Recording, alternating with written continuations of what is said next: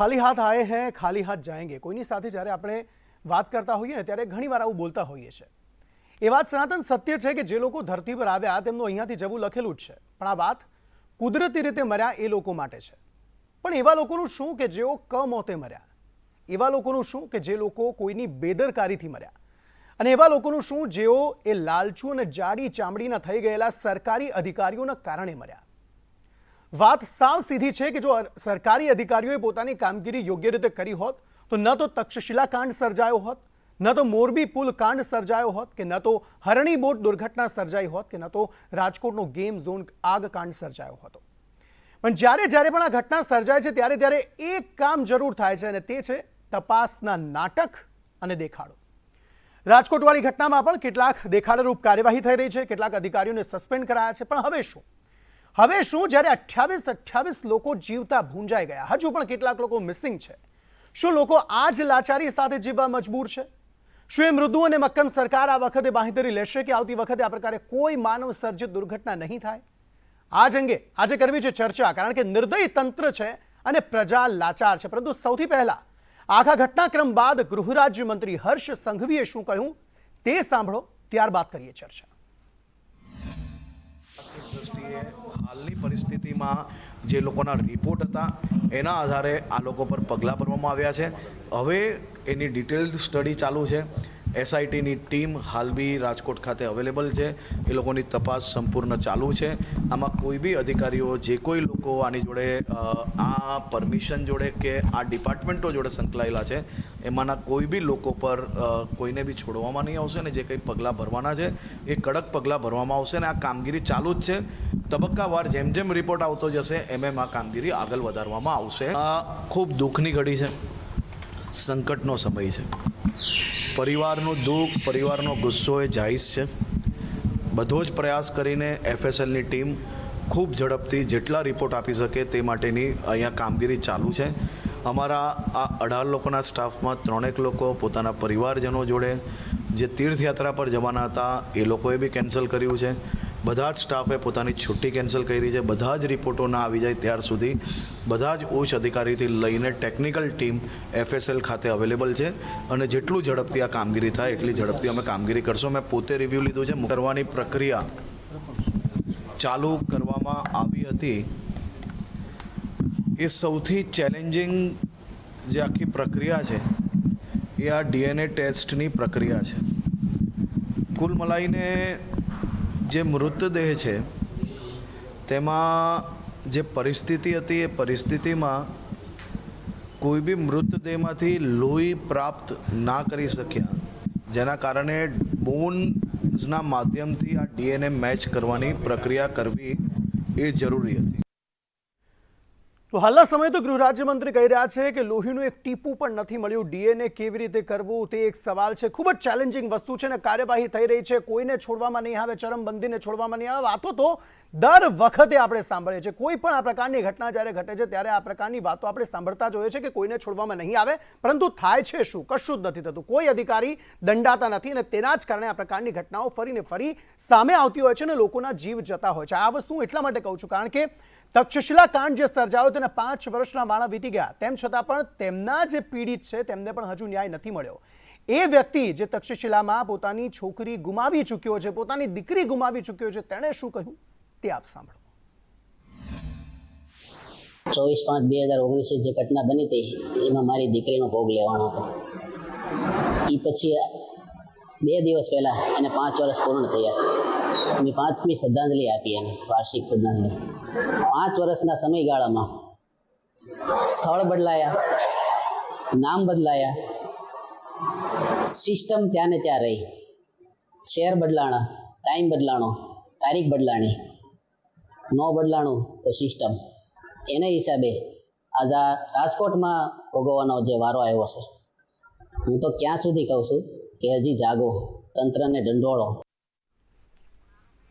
તમામની વચ્ચે એક મહત્વપૂર્ણ સમાચાર મળી રહ્યા છે। આરોપીઓને લઈને કોર્ટ સુધી પહોંચી રહી છે પોલીસ। આપણે જણાવીએ ક્રાઇમ બ્રાન્ચ ખાતે તેમને રજૂ કરવામાં આવ્યા અને ત્યારબાદ કોર્ટ સુધી આ આરોપીઓને લઈ જવામાં આવી રહ્યા છે। એ આરોપી જે 28 લોકોના મોત માટે જવાબદાર છે, એ આરોપી કે જે અત્યારે માથું નીચું કરી રહ્યા છે, પરંતુ તેમને લોકો એવું કહી રહ્યા છે કે જીવવાનો હક નથી, કારણ કે તેમણે લોકોના વહાલ સોયાનો જીવ લીધો છે. એ વહાલ સોયા કે જેઓ માત્ર આનંદ મેળવવા માટે, આનંદિત થવા માટે ગેમ ઝોનમાં ગયા હતા, પરંતુ તેમની લાચારીના કારણે તેમના અંદરના દ્રશ્યો છે કે જ્યાં અત્યારે પોલીસ જે છે તેમના દ્વારા કોર્ટની અંદર રજૂ કરવામાં આવ્યા છે.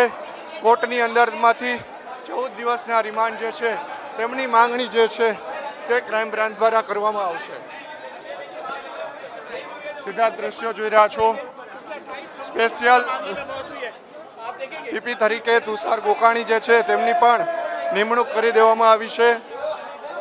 28 જણાનો જે છે મોત થઈ ગયા છે. યુવરાજસિંહ સોલંકી, રાહુલ રાઠોડ અને પ્રકાશ હિરન, આ ત્રણેય આરોપીઓ જે છે તેમને અત્યારે અહીંયા લઈ આવવામાં આવ્યા છે. આ સીધા દ્રશ્યો જોઈ રહ્યા છો તે કોર્ટની અંદર 14 દિવસના રિમાન્ડની માંગણી જે છે તે કરવામાં આવશે. ક્રાઇમ બ્રાન્ચ જે છે તેમના દ્વારા અત્યારે લઈ જવામાં આવ્યા છે અને તેમના દ્વારા અત્યારે 14 દિવસના રિમાન્ડની માંગણી કરવામાં આવશે. કેમેરા પર્સન વિપુલ બોરીચા સાથે મયુર સરવૈયા, સંદેશ ન્યૂઝ, રાજકોટ. તો આરોપીઓને કોર્ટમાં રજૂ કરવામાં આવશે. 14 દિવસના રિમાન્ડની માંગ કરવામાં આવશે. જોવાનું રહ્યું કે કેટલા દિવસના રિમાન્ડ જે છે તે મંજૂર થાય છે અને એ તમામ બાબતે સવાલ પૂછવામાં આવશે એ આરોપીઓને કે આખરે કયા કારણસર આ પ્રકારની ઘટના ઘટી ગઈ. સંચાલકો તમે હતા તો કઈ કઈ બાબતોનું ધ્યાન તમે ન રાખ્યું. સાથે સાથે અધિકારીઓને પણ પ્રશ્નો પૂછાવા જોઈએ કે જે અધિકારીઓએ પોતાની કામગીરી યોગ્ય રીતે ન કરી. હાલના આ દ્રશ્યો, આ તસવીરો આપ જોઈ રહ્યા છો. જે આરોપીઓ છે તેમને કોર્ટમાં રજૂ કરવામાં આવી રહ્યા છે, કોર્ટમાં લઈ જવામાં આવી રહ્યા છે, તે સમયની આ તસવીરો હતી અને હાલ તેઓ કોર્ટ પહોંચી ચૂક્યા છે, જ્યાં 14 દિવસના રિમાન્ડની માંગણી તેમના માટે કરવામાં આવશે. એ 14 દિવસના રિમાન્ડની અંદર એ તમામ બાબતો, એ તમામ પ્રશ્નો જે છે તે આરોપીઓને પૂછવામાં આવશે, પૂછપરછ કરવામાં આવશે, જેના કારણે 28 લોકો જીવતા ભૂંજાઈ ગયા. જે પરિવારજનો છે તેમણે પોતાના સ્વજન ખોયા, પોતાના વહાલ સોયા ખોયા, પરિવારનો માળો વિખેરાઈ ગયો તેવી પરિસ્થિતિ તેમના ઘરમાં આવી ગઈ. કે આ પરિસ્થિતિ જે છે તે ખૂબ જ નિષ્ઠુર પરિસ્થિતિ છે પરિવારજનો માટે, કારણ કે તેમણે પોતાના પરિવારજન, પોતાના વહાલ સોયા ખોયા છે. એ પરિવારજન કે જે માત્ર ક્ષણિક આનંદ મેળવવા માટે ગેમ ઝોનમાં ગયા હતા અને એ રીતે તેઓ પરત ફર્યા કે હાથમાં પરિવારજનોને કશું જ ન મળ્યું, માત્ર હાડકાં રહી ગયા. મયુર સરવૈયા પાસેથી વધુ વિગતો મળે. મયુર, 14 દિવસના રિમાન્ડની માંગ કરવામાં આવનાર છે. જોવાનું રહ્યું કેટલા દિવસના રિમાન્ડ મંજૂર થાય છે, કયા કયા સવાલો જે છે તે પોલીસ જે છે તે આ આરોપીઓ પાસેથી મેળવશે, જવાબો મેળવશે.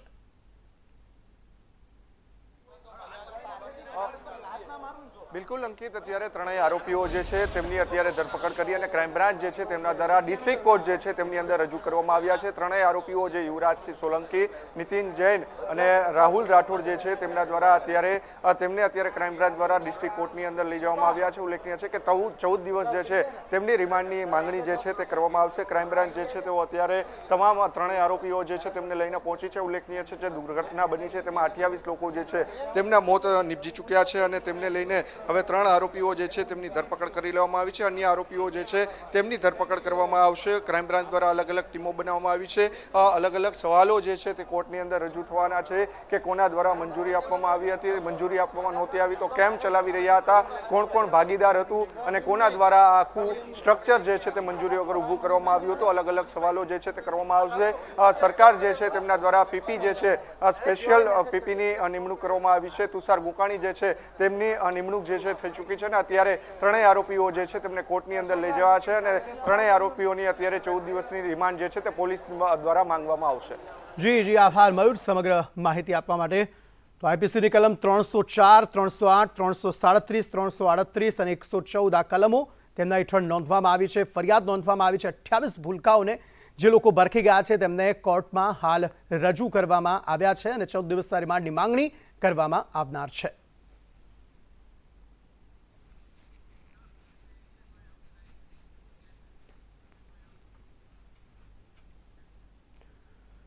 અને આજ મામલે કરીએ ચર્ચા. જયેશ ઠકરાર, વરિષ્ઠ પત્રકાર, અમારી સાથે જોડાવાના છે, પરંતુ તે પહેલા પ્રવક્તા કોંગ્રેસ નિશાંત રાવલ અમારી સાથે જોડાઈ ગયા છે. નિશાંતભાઈ, આપનું સ્વાગત છે સંદેશ ન્યૂઝમાં. આ જે મામલો સામે આવ્યો નિશાંતભાઈ, તેને લઈને કોંગ્રેસ જે છે તે હવે આકરા પાણીએ જોવા મળી રહ્યું છે. માંગ કરી રહ્યું છે કે કડકમાં કડક સજા આરોપીઓને થવી જોઈએ કે જેમણે આ પ્રકારે 28 લોકોને જીવતા ભૂંજી નાખ્યા, એ અધિકારીઓ વિરુદ્ધ પણ શું કાર્યવાહી થવી જોઈએ જેમણે પોતાનું કામ જે છે તે પ્રામાણિકતાથી ન કર્યું? કારણ કે સવાલ ન માત્ર સંદેશ ન્યૂઝ પણ પૂછે છે, પરંતુ ગુજરાતની દરેક જનતા, દરેક નાગરિક પૂછે છે કે અધિકારીઓનું શું જેમણે પોતાનું કામ યોગ્ય રીતે ન કર્યું?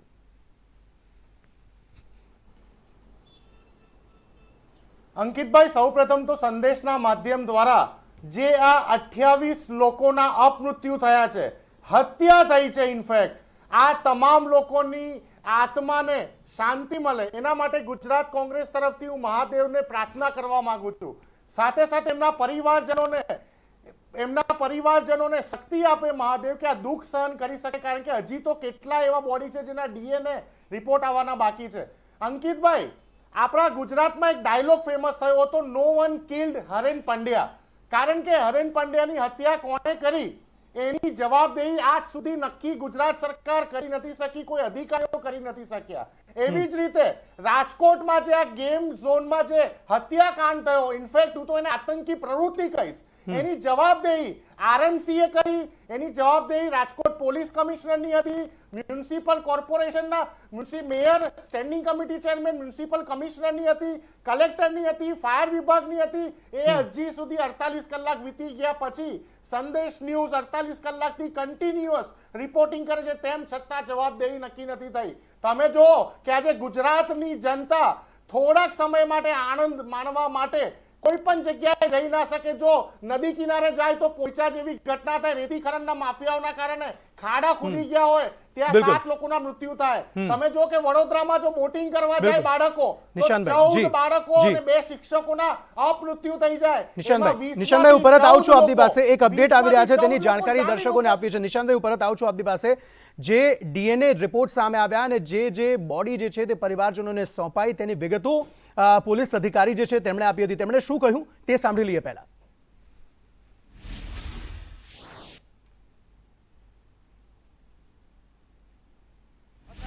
જે 4 મૃતદેહ છે એમના પરિવારજનોને સોંપવામાં આવ્યા હતા. વધુ જે DNA માંથી સેમ્પલ મળી ગયા છે અમને, અને વધુ 3 પરિવારને જે મૃતદેહ છે એ એમના સ્વજનોને સોંપી આપવામાં આવેલા છે. અને હજુ FSLમાં જે કામગીરી છે ચાલુ છે. જેમ જેમ અમને રિપોર્ટ્સ મળતા જશે એ રીતે અમે એના પરિવારનો સંપર્ક કરી અને એમને જે મૃતદેહ છે એ સોંપી દઈશું. એક કયા છે, એક વખત સવારથી લઈને કેટલા સુધી આપ્યા છે નામ? જે અત્યારે સોંપવામાં આવ્યા છે એમાં ઓમદેવસિંહ ગજેન્દ્રસિંહ ગોહિલ, વિશ્વરાજસિંહ જશુભા જાડેજા અને આશાબેન ચંદુભાઈ કાથડ, આ 3ના પરિવારજનોને મૃતદેહ સોંપી દેવામાં આવ્યા છે. સવારમાં કેટલા 4 જે છે? સવારે જે 4 સોંપવામાં આવ્યા હતા એમાં સ્મિત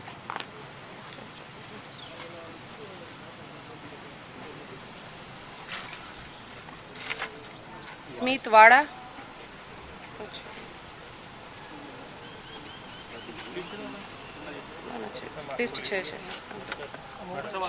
સત્યપાલસિંહ જાડેજા, સ્મિત વાડા, સુનિલ સિદ્ધપુરા અને જિગ્નેશ કાળુભાઈ ગઢવી, આ 4ને સવારે સોંપવામાં આવ્યા હતા અને વધુમાં 3 અત્યારે સોંપી દેવામાં આવ્યા છે. કેટલો સમય જાયો છે અને હજી સુધી કેટલી બોડી આપણી કસ્ટડી?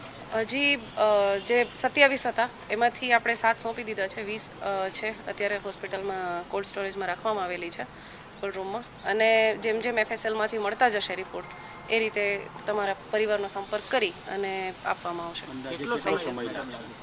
હવે એ FSLમાંથી એની ટેકનિકલ કામગીરી છે, એની કામગીરી FSLમાં થઈ રહી છે. FSLમાં પણ સતત આપણે જોયું હશે એ રીતે અધિકારીઓ અને એના કર્મચારીઓ છે એ સતત હાજર છે ત્યાં, અને જેટલું વહેલી તકે બને એટલું શક્ય, જેટલું બને એટલું જલ્દી તમામના પરિવારજનોને સોંપી દેવા માટે તંત્ર દ્વારા કામગીરી કરવામાં આવી રહી છે. તો 7 જેટલા જે બોડી છે અથવા તો જે કહી શકાય કે જે મૃતદેહ છે તે તેમના પરિવારજનોને સોંપી દેવામાં આવે છે. DNA મેચ થઈ ગયા છે અને હજુ પણ 20 જેટલા DNA મેચ કરવાના બાકી છે. અને એ પરિવારજનો કે જે હજુ પણ આંખમાં આંસુ રોકીને બેઠા છે, હજુ પણ તેમનામાં એવી આશા છે, ભગવાનને પ્રાર્થના તેઓ કરી રહ્યા છે કે કદાચ મારા જે વહાલસો અથવા તો મારા જે સ્વજન છે તે પરત આવે, પરંતુ એ આંખમાં આંસુ હજુ પણ રોકાયેલા છે અને હજુ એ ઈચ્છા રાખી રહ્યા છે કે તેમનો સ્વજન જીવતો પરત આવે, પરંતુ તેમને એ આશા તેમની ઠગારી નીવડવાનું છે. કારણ કે હજી પણ 20 જેટલા મૃતદેહ જે છે તે કોલ્ડ સ્ટોરેજમાં રખાયા છે જેના DNA મેચ કરવાના બાકી છે. મૃતદેહો માટે પણ લોકોએ આમ તેમ વલખા મારવા પડ્યા અને આક્રંદ જ્યારે આક્રોશમાં ફેરવાયો ત્યારે અચાનક બધાના ડેડ બોડી આપવાના શરૂ થયા. સત્યપાલસિંહ કે જેમનો સવારે અંતિમ સંસ્કાર જેમના કરવામાં આવ્યા, પરંતુ એમના જ પરિવારના હજુ એક વ્યક્તિ એવા છે કે જેમની રાહ જોવાઈ રહી છે. એમના પરિજન આપણી સાથે છે. શું છે નામ તમારું? અભિરાજભાઈ ખાચર. અભિરાજભાઈ, કોણ છે, કોની રાહ જોઈ રહ્યા છે? શત્રુઘ્નસિંહ ચુડાસમા અમારા ભાઈ છે, જેની બોડી હજી નથી મળી.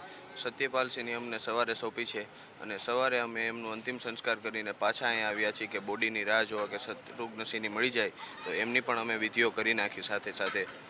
પણ હજી એમ્સથી બોડી લાવે છે ને એમ કહે છે કે DNA રિપોર્ટમાં હજી 7-8 વાગ્યા લગી તો ફાઇનલ નહીં જ આવે. હજુ મેચ થયા છે એવું નથી? મેચ નથી થઈ કે 7-8 વાગે તમને કહેશી કે ક્યાં મળી છે કે નહીં, એવી રીતના અમને કીધું છે અત્યારે. બરાબર. ઘરની સ્થિતિ શું છે અત્યારે? ગોંડલથી હતો ને મૂળ પરિવાર? ગોંડલ. ઘરે ટૂંકમાં ખોટી અફવા ઉડે છે ટૂંકમાં ગામમાં ને એવું. ઘરે હજી ટૂંકમાં કંઈ ક્લિયર હજી કયું નથી. અહીંથી DNA રિપોર્ટ આવ્યો નથી. એક ભાઈનો આવી ગયો સત્યપાલસિંહ જાડેજાનો, હજી અમારા બીજા ભાઈનો નથી આવ્યો શત્રુઘ્નસિંહનો. અમે પરમ દિવસ રાતના અહીંયા જ છીએ. હા, કઝિન થાય. મારું નામ હર્ષ. અમે પરમ દિવસ રાતના અહીંયા જ છીએ.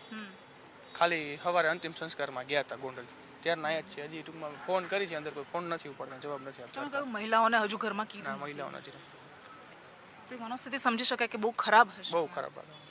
અમારા ભાઈની બેયની ઉંમર 19 વર્ષ હતી ને બે હજી કોલેજ કરતા હતા. 19 વર્ષના. નાનાથી મોટા બધા હેરે જ થયા છે. અહીંયા વીકેન્ડ હતું એટલા માટે? વીકેન્ડ હતું એટલે ગેમ રમવા આવ્યા હતા. કોલેજમાં રજા હતી એટલે ગેમ રમવા આવ્યા હતા બંને ભાઈઓ.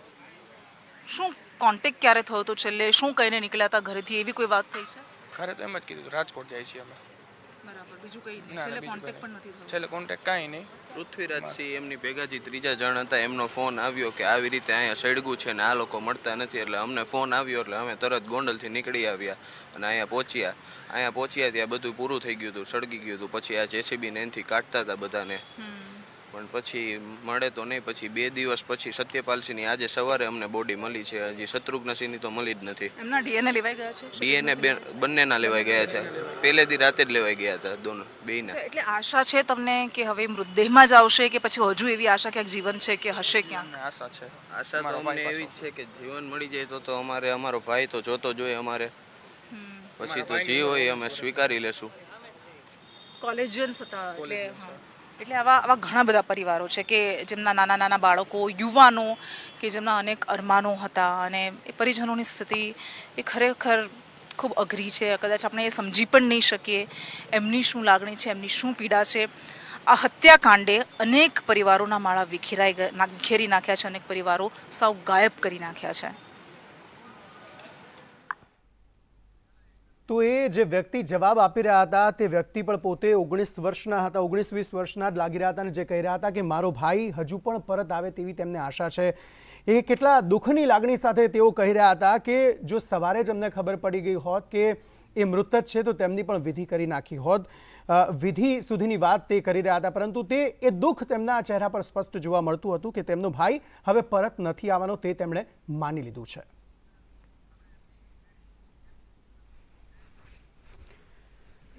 જયેશ ઠકરાર પણ અમારી સાથે જોડાઈ ગયા છે. જયેશભાઈ, આ સીધો હત્યાકાંડ છે, આરોપ કોંગ્રેસ પણ લગાવી રહી છે અને જે પરિવારજનો જેમણે પોતાના વહાલસોયા ખોયા છે ને તે પણ આરોપ એવા જ લગાવી રહી છે કે આ હત્યાકાંડ છે જેમાં ફાયર NOCની પણ વાત આવે છે. આ ઉપરાંત જે અધિકારીઓ જેમણે પોતાના કામ યોગ્ય રીતે ન કર્યા તેમની પણ વાત આવે છે અને સવાલ એ થઈ રહ્યો છે કે જો તેમણે આ કામગીરી યોગ્ય કરી હોત તો કદાચ આ હત્યાકાંડ ન સર્જાયો હોત. એ 28 કે 27 લોકો જે જીવતા ભૂંજાયા તે ન ભૂંજાયા હોત.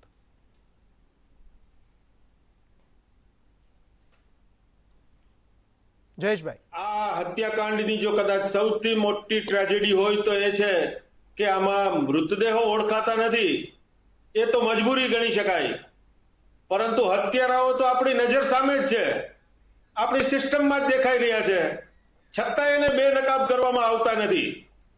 હવે વિચાર કરો કે લોકો જે રીતે 3 દિવસથી સિવિલ હોસ્પિટલમાં બેઠા છે અને કોથળામાં વીંટળાયેલા એમના વાલસોયા સ્વજનો કે જેને ઓળખી શકાતા નથી. તમે કલ્પના તો કરો કે હવે એમની કદાચ અંતિમ યાત્રા નીકળશે તો એ અંતિમ યાત્રા પણ કોની નીકળશે? ગેમ ઝોનમાં પેટ્રોલ, ડીઝલ અને કેમિકલના કારણે જે આગ લાગી એના કારણે તાપમાન 250 ડિગ્રી થઈ ગયેલું. 250 ડિગ્રી તાપમાનમાં આજે આપણે ગૃહમંત્રીએ જે જણાવ્યું કે એક પણ મૃતદેહમાંથી લોહીનું એક ટીપું મળ્યું નથી.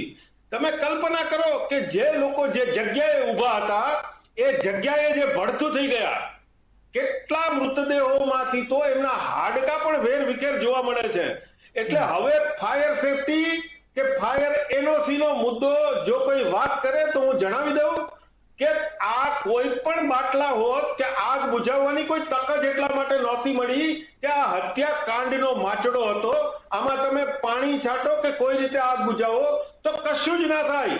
આ તો આખી સિસ્ટમનો ફોલ્ટ છે, જેમાં વિદેશથી લાવેલા ફોમ, વિદેશથી લાવેલા કેમિકલ, પતરાના શેડ, અને તમને હું એક રહસ્ય સ્ફોટ એ પણ કરી દઉં કે રાજકોટ મહાનગરપાલિકાના ચોપડે આ ગેમ ઝોન પાર્ટી પ્લોટના નામે બોલે છે. આ રાજકોટ મહાનગરપાલિકા એની પાસેથી ટેક્સ પણ વસૂલતી હતી અને આ લોકોએ એમની દાદાગીરી તમે જુઓ, ઇમ્પેક્ટ ફીનો ફાયદો ઉઠાવવા માટે પણ અરજી કરેલી, જેની પાસે ફાયર સેફટીના બિલકુલ સાધનો નહોતા.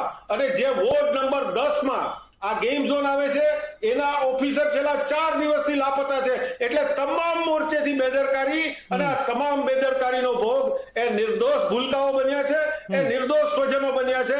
ત્યારે આમાં કોઈ સસ્પેન્શન ના હોય. આમાં તો જે પ્રદીપ ચૌહાણ જેનું બાળક લાપતા છે એ કહે છે ને કે હું ફાંસીએ નહીં ચડાવો તો હું પગલા લઈશ, તો મને લાગે છે કે આ આક્રોશ લાજમી છે. ઠીક છે, ઠીક છે. જયેશભાઈ બનેલા રહો અમારી સાથે કૃષ્ણા અમારા સહયોગી પણ જોડાઈ ગયા છે, જે સતત ત્યાંથી માહિતી આપી રહ્યા છે. મારા સહયોગી કૃષ્ણા પણ જોડાઈ ગયા છે મારી સાથે, રાજકોટથી સતત તે પળે પળની અપડેટ આપી રહ્યા છે ને એ પરિવારજનોને પણ મળી રહ્યા છે કે જેમની સાથે આ ઘટના ઘટી છે. કૃષ્ણા, શું વધુ અપડેટ આપની પાસે, અને સાથે એ સ્થળ પર આપ ઉપસ્થિત છો, એ ઘટના સ્થળ પર કે જ્યાં 2-3 માળનું બિલ્ડિંગ 1-2 દિવસ પહેલા હતું ને હવે ત્યાં સાવ મેદાન થઈ ગયું છે?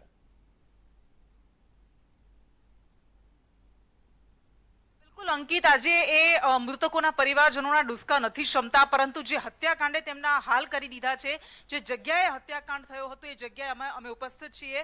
આ એ ટીઆરપી ગેમ ઝોન જે ડેથ ઝોનમાં ફેરવાઈ ગયું. મારી પાછળના દ્રશ્યો આપ જોઈ શકો છો. 48 કલાક પહેલા, એક્ઝેક્ટલી 48 કલાક પહેલા આ જ સમયે અહીં ભીષણ આગ ફાટી. જી કૃષ્ણા, આપને અટકાવવા માંગીશ. એક અપડેટ મળી રહ્યા છે, તે અપડેટ પર નજર કરીએ કે મોતનો આંકડો હજુ પણ વધી શકે છે. જી હા, સરકારી વકીલ દ્વારા આ નિવેદન આપવામાં આવ્યું છે. કોર્ટમાં કહેવામાં આવ્યું છે કે આરોપીઓનો કર્મચારીઓ દરવાજો બંધ કરીને જતા રહ્યા હતા. આ હાલના સૌથી મોટા સમાચાર મળી રહ્યા છે કે આરોપીઓએ દરવાજો બંધ કરીને જતા રહ્યા હતા અને તેને લઈને હવે મોતનો આંકડો જે છે તે વધી શકે છે. ઈજાગ્રસ્તો છે જે જીવન મરણ વચ્ચે ઝોલા ખાઈ રહ્યા છે તે મૃત્યુ પામી શકે, અને તેના જ કારણે આ મોતનો આંકડો જે છે તે વધી શકે છે. યુવરાજસિંહ સોલંકી કોર્ટમાં રડી પડ્યો છે. એ સંચાલક, એ માલિક કે જે આ ગેમ ઝોનનો માલિક હતો તે રડી પડ્યો. કાર્યવાહી શરૂ થાય તે પહેલા કોર્ટે આરોપીઓને ખખડાવ્યા હતા. આરોપીઓ તપાસમાં સહકાર નથી આપી રહ્યા તેવું પણ વકીલનું કહેવું હતું, અને આરોપીઓ તપાસમાં સહકાર નથી આપતા તેને લઈને જ આ ગૂંચવણ જે છે તે હવે વધુ ઊભી થાય છે. પરંતુ સરકારી વકીલે એવું કહ્યું છે કે મોતનો આંકડો હજુ પણ વધી શકે છે. કૃષ્ણા પાસેથી અપડેટ મેળવીએ. કૃષ્ણા, સરકારી વકીલે કહ્યું છે કે આ મોતનો આંકડો જે છે તે હજુ પણ વધી શકે છે, અને એક માહિતી એ પણ સામે આવી કે જે આરોપીઓ હતા તે દરવાજો બંધ કરીને જતા રહ્યા હતા. જે બિલકુલ અંકિત, આ એક્ઝેક્ટ એ જગ્યા છે, આ ગેટ છે કે જ્યાંથી આગ ફાટી નીકળી હતી, શરૂઆત થઈ હતી આગની, અને ધીમે ધીમે 3જા માળ સુધી પ્રસરી ગઈ હતી. અને જે કહેવામાં આવી રહ્યું છે કે આંકડો વધી શકે છે, તો એ સર્વવિદિત વાત છે, સૌ કોઈ જાણે છે. એ પરિવારજનો પણ કહી રહ્યા છે કે એ તો શક્ય જ નથી કે તમે 28ના નામ આપો છો. એ માત્ર 28 હોય, એમાં મૃતકોના નામ પણ સામેલ છે, એમાં ગુમ થયેલા લોકોના નામ પણ સામેલ છે. એટલે એ તો શક્ય જ નથી. સ્વાભાવિક છે, ઘણા બધા અલગ અલગ આંકડા સામે આવી રહ્યા છે કે 40 લોકો તો સ્ટાફના કર્મચારીઓ અહીંયા હાજર હતા, 150 કરતા વધારે બહારથી લોકો આવ્યા હતા. અને એક શક્ય કેવી રીતે છે કે માત્ર 28ના નામ તમે આપો છો? કારણ કે એટલી ખરાબ હાલતમાં લોકોના જે મૃતદેહ છે થઈ ગયા છે કે જાણી શકાય એમ નથી. ટુકડે ટુકડા થઈ ગયા છે, સંપૂર્ણપણે રાખ થઈ ગયા છે. તો કઈ રીતે ખબર પડશે કે કેટલા જણ હતા? જી કૃષ્ણા, બનેલા રહેજો અમારી પાસેથી. જયેશભાઈ પાસેથી મારે થોડી વિગતો મેળવી છે. જયેશભાઈ, આરોપીઓ તપાસમાં સહકાર એક તો નથી આપી રહ્યા, અને સાથે એ પણ માહિતી સામે આવી છે કે મોતનો આંકડો હજુ પણ વધી શકે છે.